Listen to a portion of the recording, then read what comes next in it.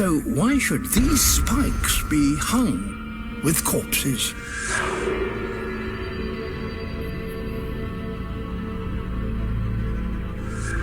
What kind of creature could be responsible for creating such a gruesome scene?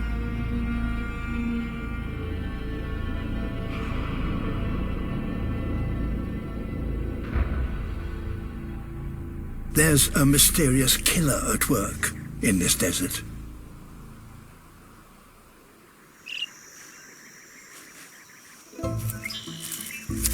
It's a butcherbird. This little songbird uses the spines as a butcher uses his hook to hold its prey as it dismembers it.